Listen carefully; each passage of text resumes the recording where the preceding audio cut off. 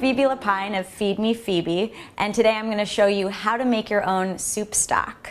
So I'm going to start with some vegetables. The nice thing about making your own stock is that you don't have to make them all pretty. You don't have to peel your carrot. You don't have to peel your garlic. You can use everything whole and it'll extract all the great flavor from the vegetables. You can notice I haven't peeled my potato either.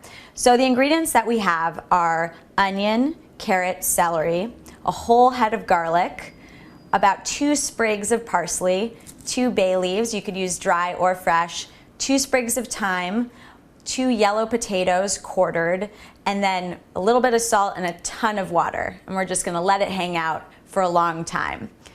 And the nice thing about making your own soup stock is that it's so much more affordable than what you'll buy in the store. You can control how much salt you want to add, so if you don't want any sodium, you can just avoid it altogether. And these are all pantry vegetables. Carrots, celery, onion, and potato all can live in your crisper box for up to 2 months. So this is really a great way to make affordable, easy soups at home and to make sure that you always have a stock on hand in your fridge or your freezer. So you're going to start with a tablespoon or 2 of olive oil, medium-high heat. So I'm just going to toss the onion, the carrot, and the celery around in the olive oil for a little bit to get it all caramelized before we start adding our liquids. So just gently add all the onions. Just want to toss them around in the oil. You can make stock without browning your vegetables at all first, but I think it develops their flavor a little bit and adds something extra. Gives your stock a nice head start.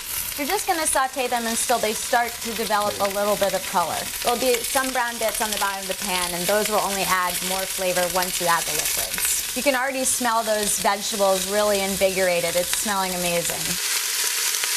First, the whole head of unpeeled garlic. Next, the yellow potatoes quartered, the thyme sprigs, the bay leaf, and the parsley. And you're just going to toss so that they're combined. And then next we're going to add our liquid.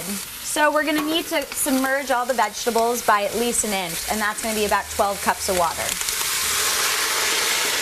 About 6 of these. So it's important that we submerge our vegetables by about 1 inch or 2. And that's going to be about 12 cups of water depending on the size of your pot. And we're going to strain this at the end so you don't have to worry about when the garlic skins come off or the thyme leaves. We're going to get that all out of there and just have a really nice, beautiful, richly colored vegetable stock. Last but not least, just a teaspoon of salt.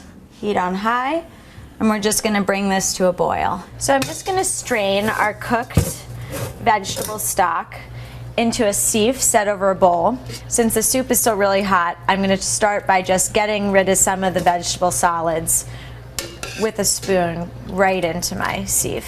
So with the back of your spoon, just squeeze out the vegetables so that you can get all the liquids. So just pour the remaining liquids through the sieve. Careful not to splash yourself.